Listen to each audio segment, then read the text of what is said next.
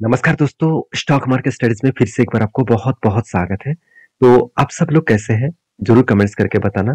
तो आज मैं कुछ कंपनीज़ के इम्पोर्टेंट अपडेट्स आपके साथ शेयर करूँगा, क्योंकि बहुत सारे दोस्त ने मुझे कमेंट्स किए हैं कि सर कुछ कंपनीज़ के ऊपर भारी भरकम गिरावट हो रहा है, तो उस कंपनी के ऊपर क्या करना चाहिए?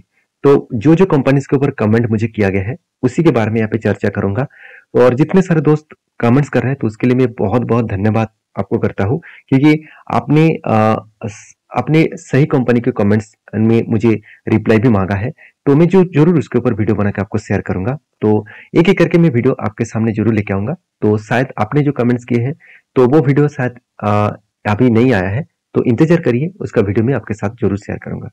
तो फर्स्ट जो कंपनी है जिसके बारे में चर्चा करूँ, उसका नाम है आरवीएनएल। देखिए, रेलवे विकास निगम लिमिटेड, तो इस कंपनी के ऊपर कंटिन्यूअसली गिरावट का माहौल देखने को मिला है। कंपनी का हाई कितना था 199, और कंपनी का जो फिलहाल का जो सिचुएशन है 150 तक कंपनी आ चुके हैं। देखिए, आप जब वीडियो देखेंगे शायद प्राइस चेंज हो सकते हैं, इसमें कोई आपको चिंता करने का जरूरत नहीं है कि हम लोग कोई ट्रेडर नहीं है कि इंट्राडे ट्रेड करते हैं। हम लोग as a investor, as a swing traders है, तो उस हिसाब से काम करते हैं। तो प्राइस डज नॉट मैटर। तो प्राइस को देखना नहीं है, कंपनी का परफॉर्मेंस को देखना है। तो कंपनी के ऊपर क्वार्टरली जो रिजल्ट है, उसके ऊपर बहुत सारे लोगों के कमेंट्स है कि सर इस बार कंपनी का क्वार्टरली रिजल्ट अच्छा खासा आ सकते हैं। देखिए, सबसे पहले जानना है कंपनी का क्वार्टरली रिजल्ट आएगा कब। देखिए, फाइनली डेट अनाउंसमेंट हो चुके हैं 9th ऑफ नवंबर में कंपनी का क्वार्टरली रिजल्ट यहाँ पे आने वाला है। तो नवंबर 9 में कंपनी का क्वार्टरली रिजल्ट आने वाला है, और उस रिजल्ट के बेसिस में कंपनी के ऊपर आपको अच्छा खासा यहाँ पे फायदा मतलब देखने को मिल सकता है। क्योंकि कंपनी को सबसे बड़ा प्रोजेक्ट मिला, और इतने बड़े प्रोजेक्ट मिले जो प्रोजेक्ट कंपनी अगर 5 साल तक 5 साल तक अगर कोई भी प्रोजेक्ट ना भी मिले, तो भी कंपनी प्रॉफिटेबल ट्रेड कर पाएंगे, तो भी कंपनी का प्रॉफिट हो पाएगा। तो ऐसी बात मैं क्यों बता रहा हूँ, क्योंकि कंपनी के ऊपर बहुत ज्यादा प्रोजेक्ट भी मिला, मैंने आपको कुछ वीडियोस में शेयर भी किया हूँ। अभी कंपनी के ऊपर मैं किस तरीके से रिएक्ट कर रहा हूँ, मैं किस तरीके से इस कंपनी के ऊपर देख रहा हूँ, मैं बता दूं। कंपनी के देखिए सेल्स तो लगातार बढ़ते जा रहे हैं, ऐसे नहीं कि सेल्स में कोई चिंता है। सेल्स तो लगातार बढ़ते जा रहे हैं, कंपनी के एक्सपेंस भी कंट्रोल है, कंपनी का प्रॉफिटेबिलिटी भी बढ़ते जा रहे हैं। अगर प्रॉफिटेबिलिटी के बारे में बात करें, तो नेट प्रॉफिट अलग लेवल में ग्रोथ हुआ, कंटिन्यूसली एक नेट प्रॉफिट का ग्रोथ देखने को मिला। अभी नेट प्रॉफिट का ग्रोथ हो रहा है, जिसके बेसिस में कंपनी के ऊपर जो मतलब रेंज है, जो लेवल्स है, वो भी देखिए वॉल्यूम के हिसाब से देखा है तो कंटिन्यूसली वॉल्यूम भी बढ़ते जा रहे हैं। इसका मतलब लोग इस कंपनी के ऊपर अभी भी निवेश कर रहे हैं। हाँ, क्वांटिटी कुछ कम किया है, क्योंकि कंपनी हायर लेवल में है, और हायर लेवल से कंपनी के ऊपर करेक्शन भी हुआ है। 190 से 150 तक आ गया, तो इसका मतलब कंपनी के ऊपर एक 40 पॉइंट का करेक्शन भी हो चुके हैं, जिसके लिए लोग बाइंग नहीं, अभी थोड़ा सा सेलिंग प्रेशर में है। क्योंकि पहली बात, कंपनी एक पीएसयू कंपनी है। गवर्नमेंट कंपनी में हमेशा मार्केट जब गिरते हैं, तो गवर्नमेंट कंपनी के ऊपर सबसे ज्यादा प्रेशराइज देखने को मिल जाते हैं। तो गवर्नमेंट कंपनी गिर रहा है, और इसीलिए शायद मुझे लगता है कंपनी के ऊपर डिलीवरी भी कम उठाया जा रहा है। अगर इसका चार्ट पैटर्न के बारे में बात करो, तो आप ध्यान दीजिएगा, कंपनी के ऊपर एक पैटर्न बना था, cup with handle pattern, finally breakout हुआ, और यहाँ पे टारगेट भी हो चुके थे। तो इस पैटर्न के बाद मैंने आपको ये भी बताया था कि कंपनी के ऊपर कुछ टाइम यहाँ पे बिताना चाहिए।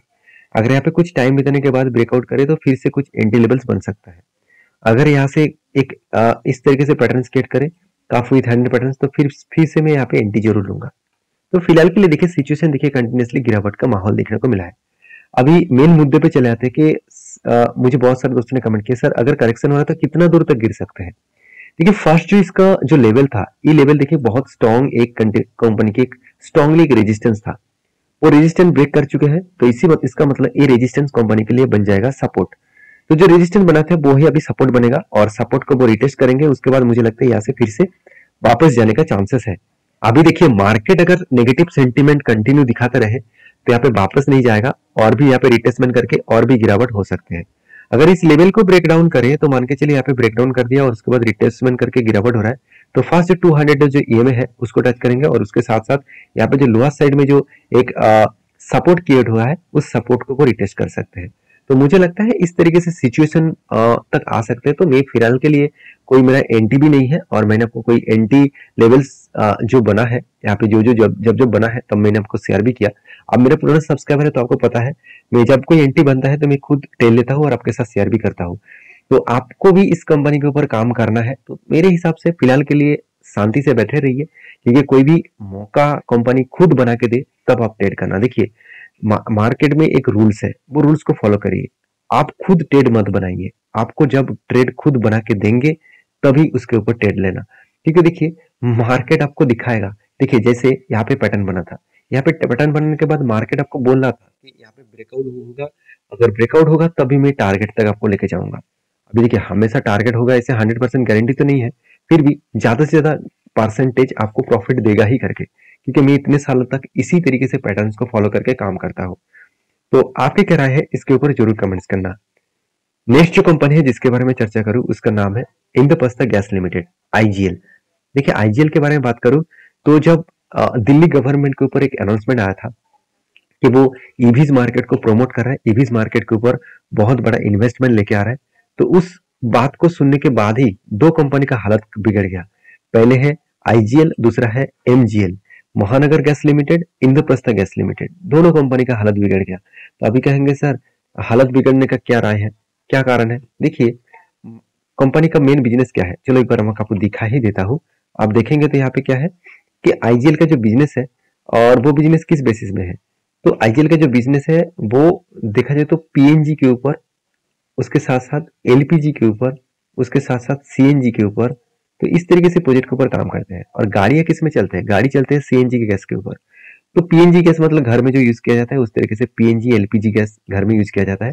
तो देखा जाए तो पीएनजी एलपीजी को तो ठीक ठाक है, कंपनी का जो ज्यादा से ज्यादा बिजनेस हो रहा था सीएनजी के ऊपर, वो तो अभी कम होता दिखेगा। क्योंकि मार्केट में अगर ईवीज का प्रमोट ज्यादा से ज्यादा किया जाएगा, ईवीज मार्केट ज्यादा से ज्यादा गाड़ियां लोग ईवीज की खरीदारी करेंगे, तो जो सीएनजी गाड़ी चल रहा था वो गाड़ी बंद हो जाएगा, धीरे धीरे करके कम होते होते बंद हो जाएगा। तो कंपनी का बिजनेस के ऊपर एक बड़ा इंपैक्ट आएगा, क्योंकि सेल्स भी डाउन हो जाएगा।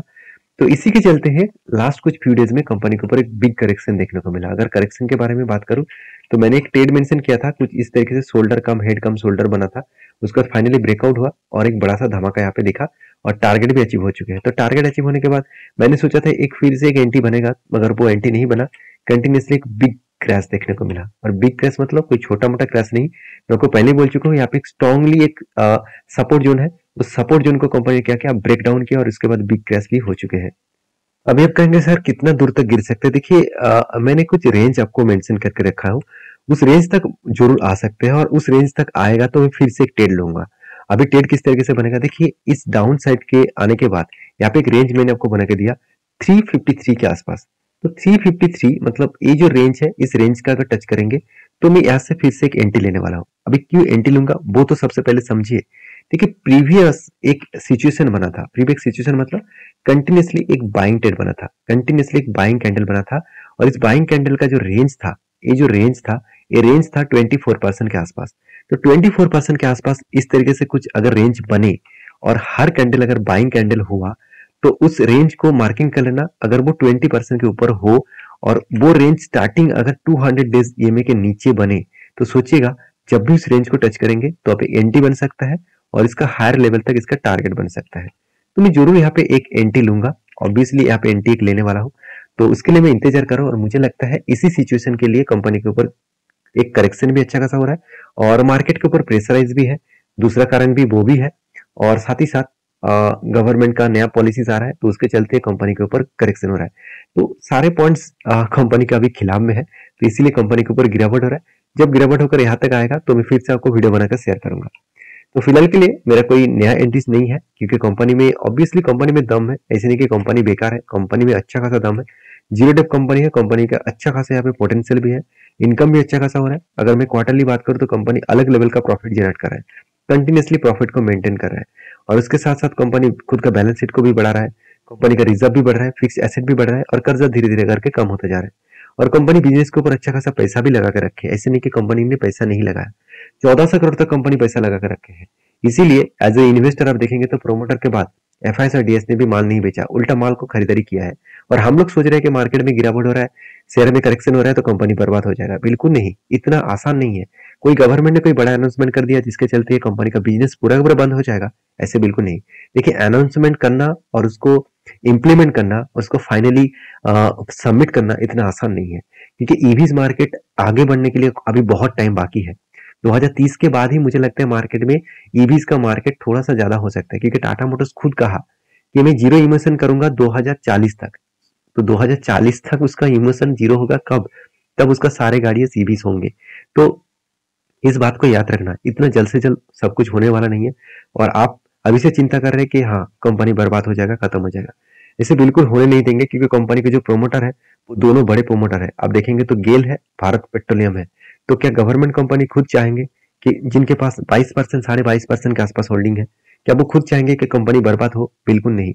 वो हर हालत में उसको खड़ा करने के लिए वो कोशिश करेंगे। तो मैं कुछ इस तरीके से सोचता हूँ, आपका कुछ राय अलग हो सकते हैं, तो मुझे जरूर कमेंट्स करके बता सकते हैं आप। तो नेक्स्ट जो कंपनी है जिसके बारे में चर्चा करूँ, इसका नाम है राजेश एक्सपोर्ट। इसके ऊपर मुझे बहुत सारे कमेंट्स आए कि सर कंपनी के ऊपर तो लगातार लगातार गिरावट होते जा रहा है, अभी क्या करूं? देखिए, कंपनी के ऊपर गिरावट होने के पीछे तो कारण तो मैंने पहले बोल ही चुका हूँ। कंपनी के जो बिजनेस मॉडल्स है वो देखा जाए तो ज्यादा से ज्यादा ग्लोबली मार्केट के ऊपर प्रेजेंस है। और कंपनी के सबसे इंपॉर्टेंट पॉइंट क्या है, कंपनी यूरोप मार्केट में, जर्मनी में और उसके साथ साथ यूएस में, इस तीनों जगह पे कंपनी खुद का जो ज्वेलरी का बिजनेस है और जो कॉस्मेटिक्स का बिजनेस है, वो इसी तीनों जगह पे कंपनी बेचते रहते हैं। अभी इस तीनों जगह पे क्या हो रहा है आप सभी जानते हैं, रिसेशन के चलते हुए और इकोनॉमिक स्लोडाउन के चलते हुए यूएस मार्केट में, यूरोप मार्केट में, साथ ही साथ देखा जाए तो जर्मनी, ब्रिटेन, हर जगह पे आप देखेंगे तो इकोनॉमिकली स्लो डाउन है। तो जब कोई भी एक एग्जांपल मैं आपको दे रहा हूँ, मान के चलिए आपके जेब में आज 10 लाख रुपया है, तो आप 10 लाख रुपया है तो आप तो कहेंगे तो मैं कुछ भी खर्चा करने के मतलब खर्चा करने के लिए मैं तैयार हूँ। अगर मान के चलिए आपके जेब में सिर्फ 500 रुपया है, क्या आप खर्चा करने के लिए सोचेंगे? बिल्कुल नहीं ना। तो पैसा ज्यादा जब होंगे तभी तो वो लोग लग्जरीज प्रोडक्ट को खरीदारी करेंगे। जब पैसा कम होंगे तब आप यही सोच रहे हैं कि अगर मुझे खाने पीने का पैसा मिल जाए तो ही ठीक है, उसके लिए मैं बहुत आधारी रहूंगा भगवान के ऊपर। तो मैं जरूर कहूंगा कि यहाँ पे सिचुएशन को समझिए। जब मार्केट इस तरीके से सिनेरियो क्रिएट करता है तो आपको सिचुएशन को समझना पड़ेगा। अभी राजेश एक्सपोर्ट के बारे में बात करूं तो अभी जो चार्ट पैटर्न क्रिएट हुआ है, मैं आपको पहले भी मेंशन किया हूं कि मैंने एंटी इस जगह पे लिया, और मैं एंटी लेने के बाद यहाँ पे मैंने ये भी बताया था कि जब 10% का गिरावट होगा एंटी लेवल से, अगर मेरा एंटी लेवल से अगर 10% का गिरावट होगा तो मैं और भी कुछ ऐड करूंगा। तो मैंने क्वांटिटी कुछ यहाँ पे एंटी भी किया, यहाँ पे ऐड भी किया। और अभी मुझे लगता है जिस तरीके से करेक्शन हो रहा है और उस करेक्शन के बेसिस में एक अच्छा खासा गिरावट का माहौल देखने को मिल सकता है, क्योंकि कंपनी के जो नेक्स्ट जो स्ट्रांगली जो सपोर्ट है वो सपोर्ट कुछ इस लेवल में है। अगर इसको तोड़ता है तो एक बड़ा फॉल देखने को मिलेगा। तो दो सपोर्ट मैंने आपको यहाँ पे मेंशन किया, दो सपोर्ट कहाँ कहाँ पे मैंने आपको एक पे मेंशन भी कर देता हूँ। देखिए फाइनली जो स्ट्रांगली एक सपोर्ट बनेगा वो 369 रुपीज के आसपास जो यहाँ पे सपोर्ट है, और उसको अगर ब्रेक करके नीचे आते हैं तो 225 रुपीज तक आ सकते हैं। तो जब जब करेक्शन होंगे तब तक इस कंपनी के ऊपर मैं कुछ डिसीजन जरूर लूंगा, क्योंकि इस कंपनी के ऊपर जो ग्रोथ है वो अच्छा खासा दिख तो रहा है। कंपनी के ऊपर मैंने ट्रेड यहाँ पे क्यों लिया, क्योंकि कंपनी इसी रेंज के ऊपर बार बार एक रेंज ट्रेडिंग दिया है। इस तरीके से रेंज के ऊपर कंपनी बार बार ट्रेड किया है। तो मुझे लगता है यहाँ पे सिचुएशन और भी पेचीदा बनते जा रहा है, क्योंकि मार्केट में पहले से ही प्रेशर है। दूसरी बात जो इसराइल के साथ जो मतलब हमास के साथ जो युद्ध स्टार्ट हुआ है, जिसका impact all over global market में पड़ रहा है। तो मुझे लगता है उस सिचुएशन में लग्जरीज प्रोडक्ट बेचने वाला कंपनीज का थोड़ा सा हालत खराब हो जाता है। तो राजेश एक्सपोर्ट के ऊपर मैंने इसीलिए बुलिश कहा क्योंकि कंपनी में दम है, कंपनी का इनकम भी अच्छा है, कर्जा भी जीरो है और हाथ में कैश भी है, और उसके साथ साथ अर्निंग पर शेयर भी अच्छा खासा देखने को मिलेगा। अभी कंपनी के जो क्वार्टरली रिजल्ट है आप देखेंगे तो कंपनी का क्वार्टरली रिजल्ट आपको धमाका दिखेगा। डबल के आसपास कंपनी सेल्स को इंक्रीज की, एक्सपेंस भी कंपनी का ज्यादा है। अभी एक्सपेंस ज्यादा होने के कारण क्या है मैं आपको बता दूं, कंपनी के जो सबसे खर्चा ज्यादा होते हैं वो है मटेरियल कॉस्ट। कंपनी के जो मटेरियल है वो क्या है, गोल्ड इसका मटेरियल है और कुछ रॉ मटेरियल्स अलग अलग प्रोडक्ट के ऊपर है। तो उस मटेरियल का कॉस्ट ज्यादा हो रहा है, इसलिए कंपनी का एक्सपेंस ज्यादा हो गया। और एक्सपेंस को कंट्रोल करने के बाद भी देखिए कंपनी कभी भी आपको लॉसेस नहीं दिखेगा। हाँ, यहाँ पे इस कंपनी के ऊपर बहुत लोगों की चर्चा ये भी है कि कंपनी ऐसा क्या कर रहा है जिसके लिए कंपनी टैक्सेशन नहीं दिया, उतना कम टैक्स दे रहा है। देखिए इस बात के लिए बहुत सारे चर्चा भी है, इसके ऊपर बोर्ड ने कोई मतलब अनाउंसमेंट भी नहीं किया, बोर्ड ने कोई डिसीजन भी नहीं दिया। हाँ, लास्ट टाइम लास्ट जो क्वार्टर आया था उस क्वार्टर में जो चार्टर्ड अकाउंट है, जो उसका सीए है, उन्होंने फाइनली एक डेटा पब्लिश किया जी, उन्होंने किस तरीके से बैलेंस शीट को मेंटेन किए, बैलेंस शीट कितना फ्रेश है उसके बारे में रिजल्ट में पूरा डिटेल सबमिट किया गया। तो मैं जरूर कहूंगा कंपनी के ऊपर कुछ पॉजिटिव मोमेंटम बन सकते हैं, तो इसके लिए आपको इंतजार करना पड़ेगा। देखिए कभी कभी ना कोई भी स्टॉक के ऊपर हम लोगों को 2 साल तक इंतजार करना पड़ जाते हैं। तो हम लोग क्या करते हैं, बाय करने के बाद यही सोचते हैं जब भी मैं बाय करूं उसके बाद ऊपर जाना चाहिए।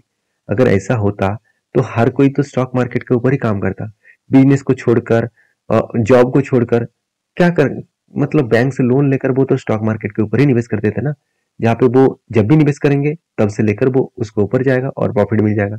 ऐसे होगा नहीं, आपको सिचुएशन को समझना पड़ेगा, क्योंकि देखिए इंस्टीट्यूशन भी सिचुएशन को समझते हैं, तो इसलिए वो होल्डिंग को कंटिन्यू कर रहे हैं एक ही रेंज के हिसाब से, ज्यादा होल्डिंग भी नहीं किया, ज्यादा सेल्स भी नहीं किया।